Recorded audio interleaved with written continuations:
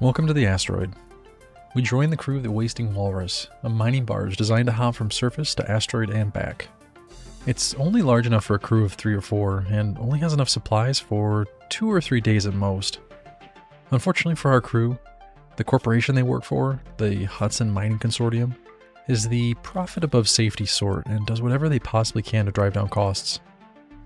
This has left our team of asteroid miners with an aging barge desperately in need of repair. Underpaid and overworked, the crew is now reaching the end of a 15-day shift. Just one last asteroid before home. But before they can return home, they've been assigned to strip mine this iron-rich asteroid and return the haul to the local HMC station.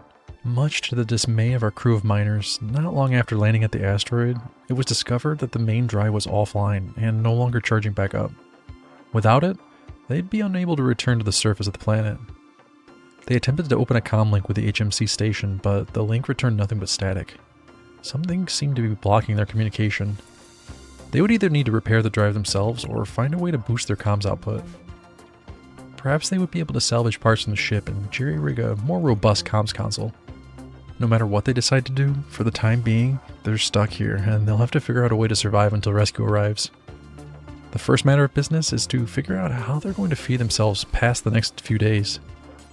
The ship does have a small supply of survival rations to be used in this sort of emergency, but those are never meant to last long. That'd be far too expensive to maintain on every HMC vessel. The crew began with modifications to the ship that would hopefully not cause too much trouble when they returned to the station. For now, they would need more room to fit basins in for growing food. They had already begun mining operations when the trouble was discovered, so at least the crew does have access to a significant amount of carbon-rich iron to work with. In fact, the iron is much closer to steel than anything. It was rather puzzling to the crew since steel does not exist naturally in these asteroids. It was just one of the many questions that would come to trouble the crew in the coming days. In the meantime, they began work on setting up the tables that they could use to plant seeds. There weren't many seeds, but each ship came equipped with an emergency survival kit that contained the basic necessities should any crew become stranded on the surface of a RimWorld. Unfortunately, this crew wasn't on the surface of a RimWorld, but they would have to make do.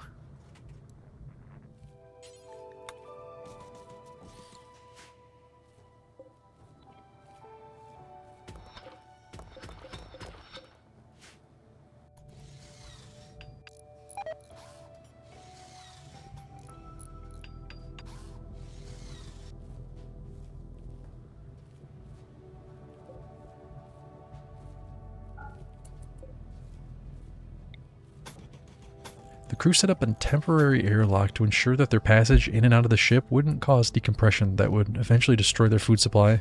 Normally this wasn't a concern, since even in the ship it was common practice to wear their EVA suits. The ship wasn't a very hospitable place, but they did their best to make it livable, something that HMC spent little to no time designing into their fleet. Some of the crew insisted on focusing entirely on survival until rescue could arrive, while a couple remained adamant that they must continue their assignment to avoid punishment when a rescue shuttle does make its way here. Ultimately, the crew agreed that they would split their focus. Some would continue mining the asteroid, while others would focus on the ship and securing a supply of food.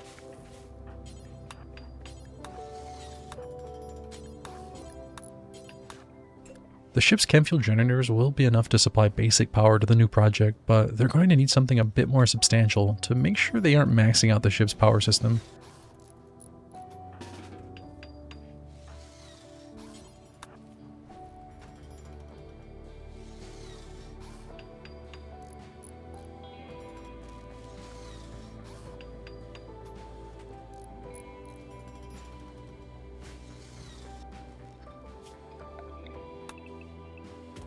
Frankie and Theo have been continuing to delve deeper into the asteroid, hoping to fill the quota assigned to them by their handler at HMC. If they didn't meet the expected tonnage, then the value of the remainder would be taken directly from their wage, something the crew just could not afford to let happen.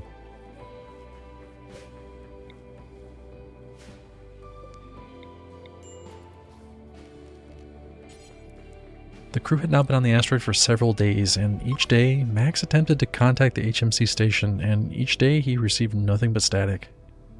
He took to hailing any passing ship that might hear their emergency broadcast, but as of yet, no response had been heard.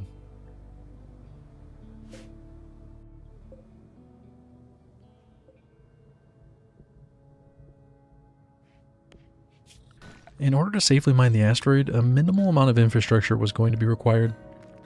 Generally speaking, short mining excursions like the one they'd been assigned were quick delves to extract any readily available veins and then straight back to the station. Occasionally, longer-term mining projects required more advanced extraction methods. A structure would be built on the surface of the asteroid in order to facilitate atmosphere production. It was easier for the mining crew if they could operate outside their EVA suits, and a self-contained atmosphere allowed this. Since the crew expected to be staying here much longer than the initial schedule, they decided to begin construction to allow for atmosphere containment. First would be construction on a thick exterior wall that would then merge into the airlock. Then electricity would be run through the walls. After that, a gas made of mostly nitrogen and oxygen would be pumped into the structure from the ship hold. They were able to take the vac stone mined from the asteroid and repurpose it into stone blocks that would be available to be used for construction purposes. Though vac stone is naturally airtight, when it's turned into blocks, it's difficult to seal the cracks between the units that forms a seal capable of holding an atmosphere.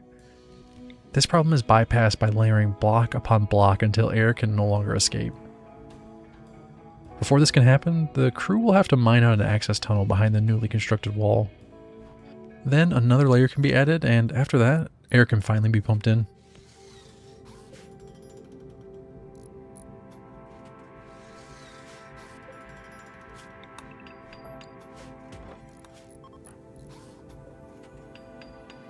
The crew had already begun to install an explosive payload before the drive malfunction was discovered.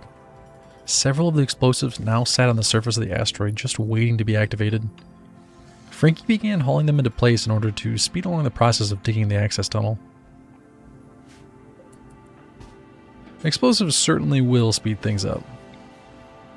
The new access tunnel will also serve as a place to build the first solar panels that will function as a secondary power generator.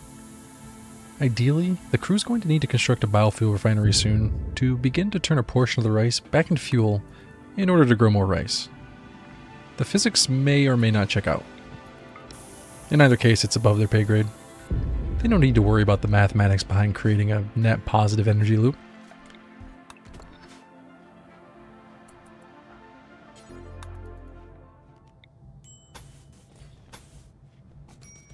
Now that they've finished building this first exterior wall, they can begin to run power conduit through in order to begin making the interior space habitable. Before we get to all that, let's meet the crew of the Wasting Walrus. Maximilian Wagner serves as the de facto captain.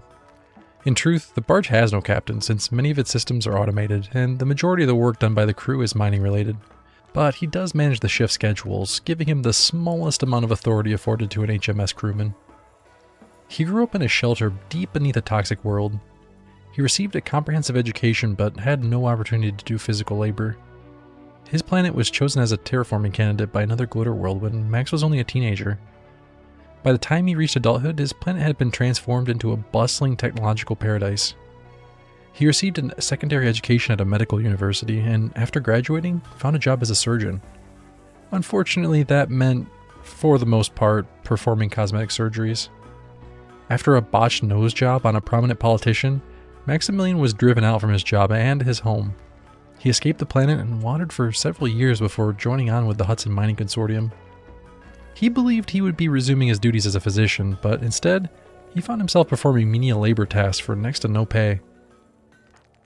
Theodore Emerson grew up on a medieval planet. He was raised as a steward for a traveling merchant that sailed the oceans on an extravagant sailing ship. By his early teens, he had traveled most of his world, but the constant orders from his captain fostered a defiant streak, as well as a general distaste for anything he considered busy work. Some years later, Theo's planet was uplifted by a benevolent charity.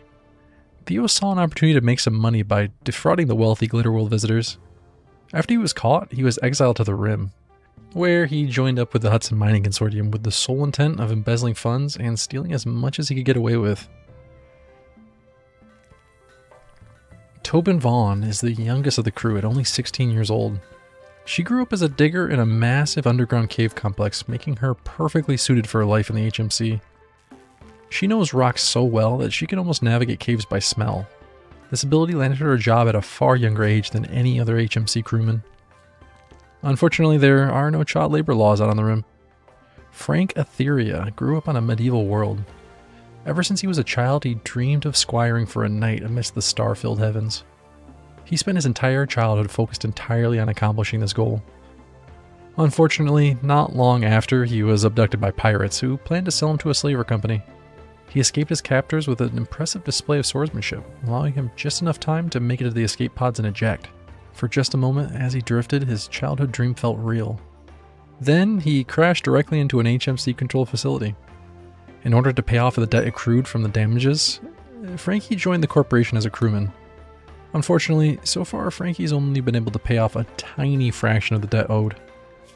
He has many, many years of servitude ahead of him.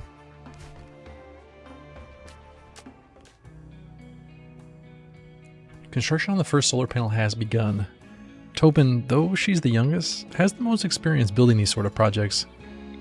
She didn't have much experience with it before joining, but she proved to have a high aptitude for it, learning rather quickly from her previous captain. It's a stroke of luck for this crew that she had the knowledge how to construct some of these vital components that they'd need to survive. If it wasn't for her, they'd be in a much more desperate situation.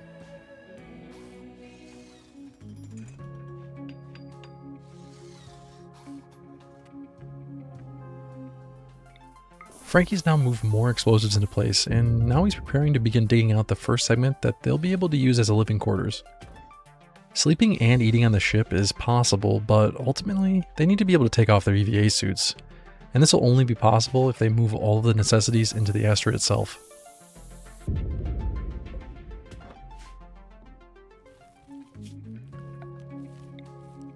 First thing that needs to be installed in the new living quarters is going to be the nutrient paste dispenser.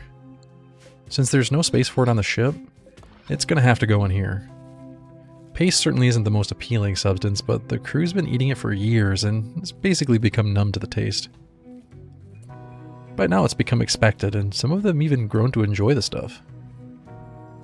Since food is going to be critical for their survival, they have little choice in either case.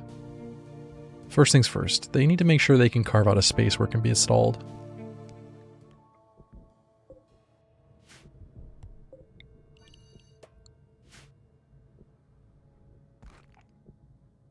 Now that they've finished carving out a section for the dispenser, construction can begin on it. The power conduit that they've already installed should be enough to bring power in from the ship to keep it running. Rice has been growing for several days now, and they've even managed to harvest a little bit just in time for the nutrient paste dispenser to get up and running.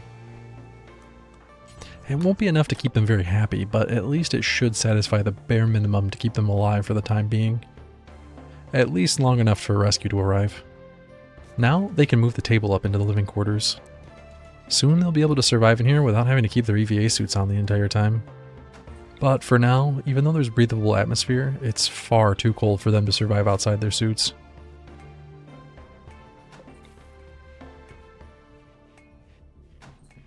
Now the research bench has been built, so they can start working on figuring out how to build a few of the critical components necessary for survival.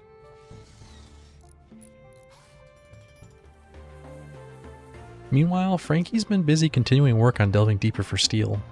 They've been using quite a bit of it for their own survival, and there's a growing concern that they won't meet the quota. There's really no choice but to dig deeper and find more.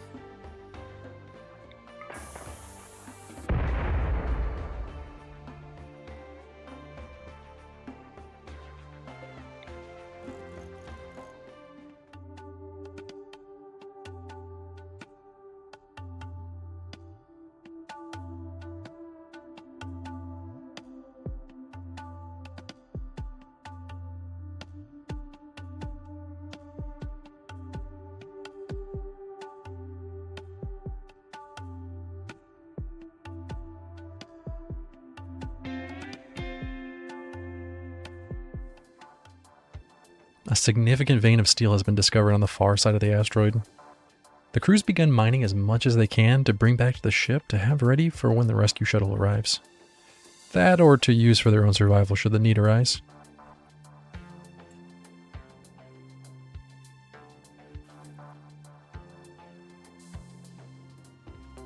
The crew has enough steel now to begin construction on heaters within the living space. Once they get these rooms warmed up, they'll be able to begin moving around without those cumbersome EVA suits. Another project that they have now begun is digging out the next segment that will serve as sleeping quarters. It's going to have to be small for now as to not tax the oxygen production too greatly. Not to mention, the smaller it is, the easier it'll be to keep warm.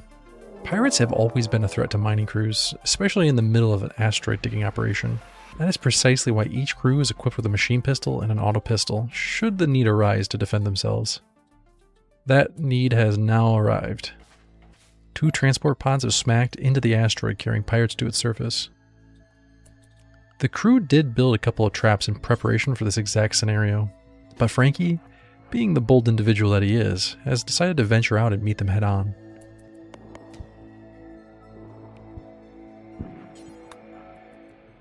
He managed to gravely wound the first pirate before the second decided to intervene.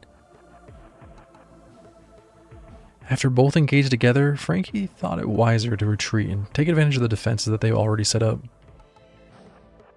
Seeing Frankie out fighting all alone, the rest of the crew built up the courage and rushed out to help him. Even though they were unarmed, they leapt on the lead pirate and smashed their fist into him until he collapsed. They ran toward the wounded pirate who was now all by themselves. After a few strikes, the pirate collapsed, leaving the crew safe. For the moment.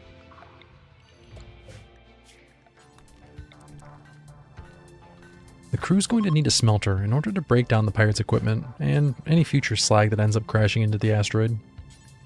They've decided to place it inside the ship for now, until more space can be carved out inside the asteroid. The next space they plan to create inside the new cave is a workshop to allow them to start crafting new tools that they're in dire need of. The multi-tool that each crew member carries is enough to perform basic jobs, but for the more substantial work, they're going to need specialized gear. The smelter has been finished, and Max has immediately got to work smelting down the slag that was lying around the surface. There's also the rune vac suit that can be broken down. It would be reusable if not for the several holes that were now torn throughout the suit. Speaking of, they better build a few more traps to deal with any future pirate threat.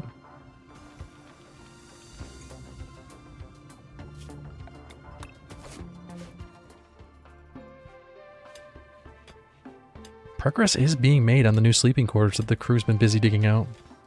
It won't be a very comfortable place, but at the moment, comfort's rather low on their list of priorities. The tunnel that they had dug immediately after landing is still waiting to be expanded. They've already moved the explosives into place to do exactly that. Just a matter of triggering them and retreating.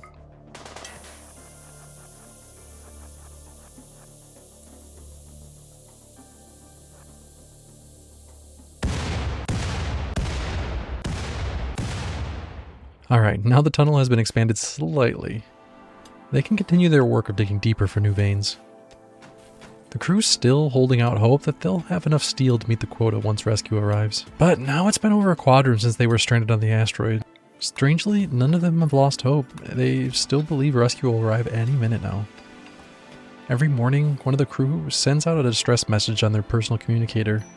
So far, no response. Their next plan is to strip the necessary components from the ship and build a much larger communications console. The hope is that that will be enough to open a link with the station.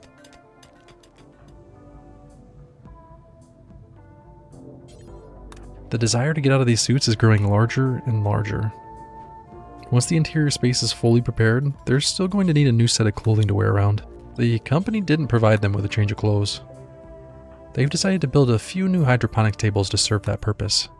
These new tables can grow cotton, which they can use to make shirts and pants.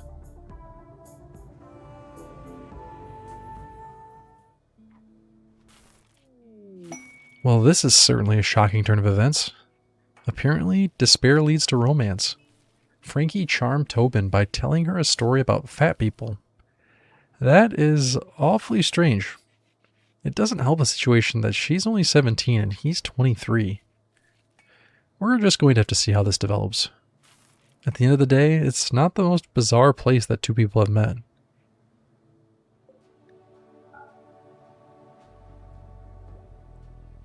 They've moved the beds into the sleeping quarters, and it's all set for them to spend their first night inside the asteroid itself. They're still not in a position to be taking off their EVA suits, but that should be happening relatively soon. just a matter of warming this place up a bit more. In fact, that's going to be the very next thing the crew is going to work on. All that's left is to install one more heater in the hallway, then this tiny little asteroid cave will be ready for a more long-term habitation. The smelter is in place as well. Now they just need to get that heater going. They're still going to need EVA suits to access the ship and growing tables, but soon they plan on carving out another section of the cave in order to rebuild the hydroponic tables inside. Unfortunately, that's going to take a fair bit of steel that they haven't quite found yet. It looks like the 4 crew members are starting to split down the middle, with Max and Theo having become best friends, while Frankie and Tobin have become more interested in each other than the rest of the crew. Max isn't on the best of terms with Tobin and Frankie at the moment, but he's still the de facto leader of the crew, in a completely unofficial capacity. Even still, he's taking it upon himself to name himself the moral guide of the asteroid. The Countess listened to this vacuous speech just to be polite, but it was difficult for them to take it seriously. Even still, they humored him and played along with the entire ordeal.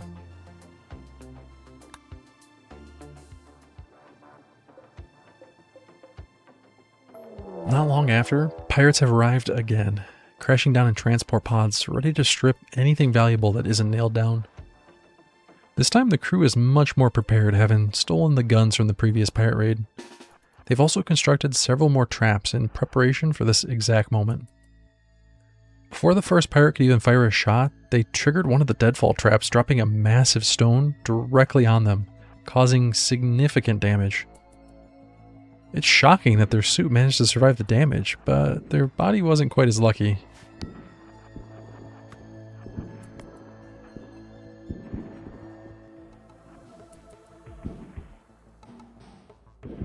The crew saw 2 transport pods, but somehow only found 1 pirate. It wasn't until later that they discovered the other pirate had circled completely around the asteroid, only to be immediately killed by one of the stone deadfall traps that they'd installed, in preparation for this exact situation. Maybe the pirates will think twice before attacking again. Maybe not.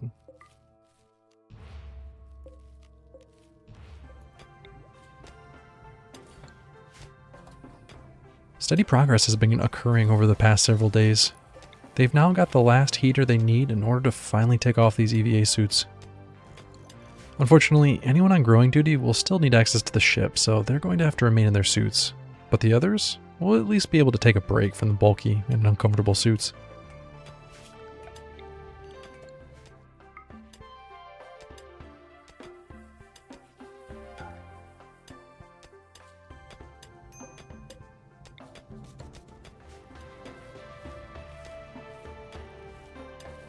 They even managed to make significant progress on the new workshop room.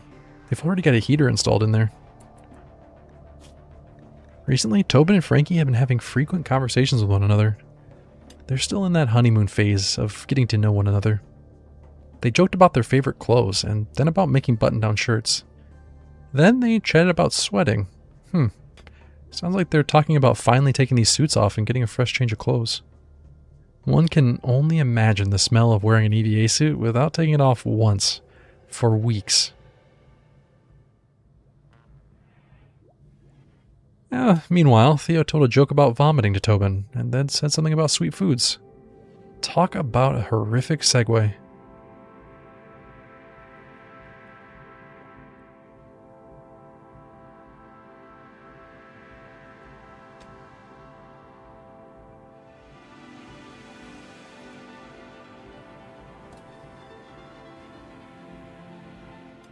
The entire crew has barely been holding on by a thread, mentally speaking. It's a surprise that they've lasted this long without lashing out at one another. Frankie was the first to snap and began insulting everyone around him, specifically directed towards Tobin. Shockingly, Theo moved in to defend Tobin and stop Frankie from spewing these insults. It quickly turned to violence as Theo threw the first punch. Tobin tried to step in to keep Theo off Frankie, but a brawl broke out between all three, with Frankie suffering most of the violence. It ended his insulting spree, and luckily he came away with only a couple scrapes and bruises. Hopefully it'll be enough to make him think twice about doing something like that again.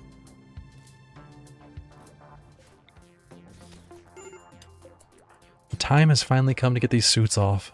Max has taken the opportunity to be the first one to switch into a fresh set of clothing. Well, fresh is not the right word, given the fact that it was taken from one of the pirates, but better than that EVA suit. They'll need more cotton to create new clothing, but at least they're headed in the right direction to be a bit more comfortable. After all, there's no telling how much longer they might be here. And they can't wear these EVA suits forever. The more they wear them, the more they wear them out. And the suits are still going to be critical to their survival over the long term.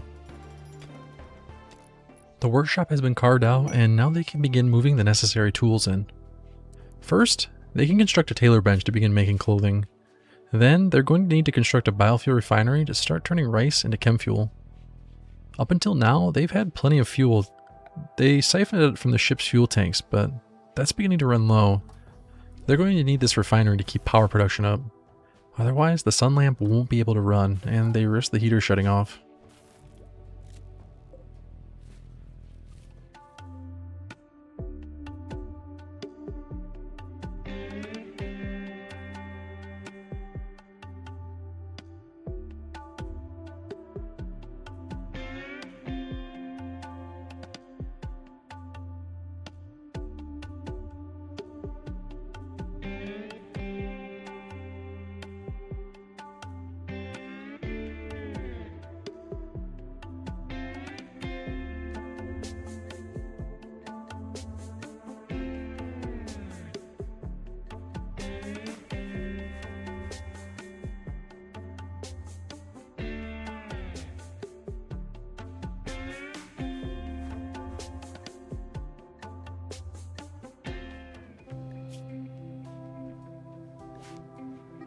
Ah, wonderful. Now Tobin and Max have gotten into it.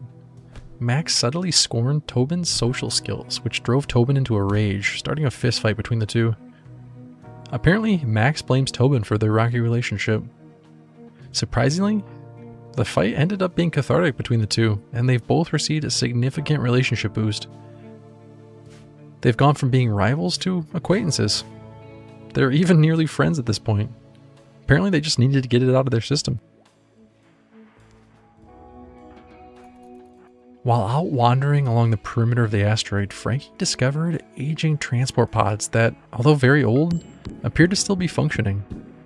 It's difficult to say exactly what he was thinking in the moment, but instead of returning to the crew with this news, he decided to take it upon himself to destroy them. Since there were only 2 pods, perhaps he was concerned that this would lead to Tobin leaving the asteroid while he stayed, or perhaps he was concerned that Max would take Theo and abandon the two. It's difficult to say. The only thing that is certain is that Frankie acted rashly and quickly, and remained absolutely silent about what he had done.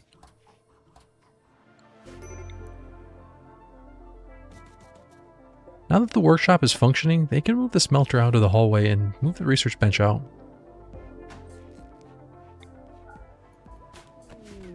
While the crew was busy working on their current projects, Max reached the limit of his mental fortitude. He's begun to smash anything and everything. He has absolutely lost it.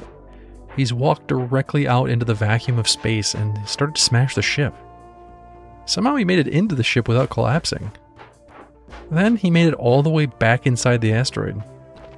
He did suffer some temporary wounds, but nothing that would incapacitate him.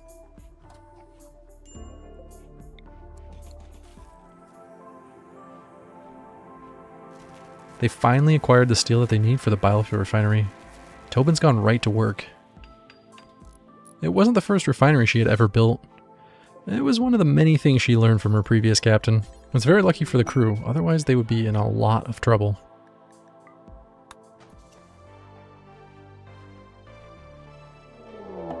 Unfortunately, another pirate raid has arrived. They must have sent a message over the comms back to their ship about the derelict mining vessel that was ready to be salvaged. All they would need to do is clear out the crew and then the spoils were theirs. If only they could clear out the crew. Frankie and Tobin went out together while Theo and Max remained inside. Should the need arise, the two inside could don their EVA suits and rush out to help, but hopefully it wouldn't come to that.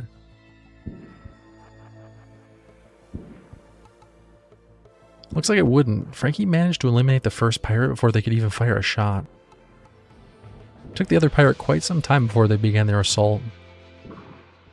Must have taken them a moment or two to build the courage to continue alone.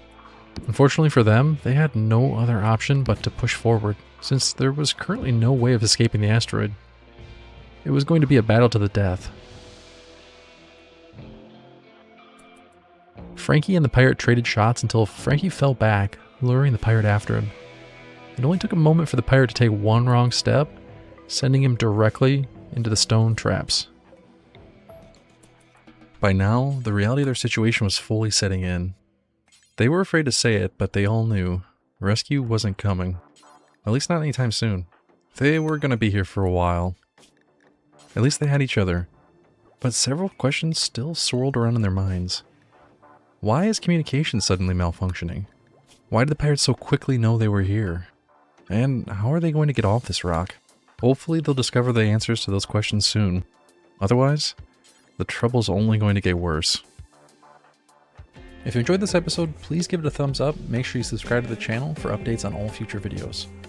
For those of you who made it all the way to the end, please consider checking out my Patreon to help support the creation of more videos like this one. You'll find the link in the description below. Thanks for watching, and see you for the next one.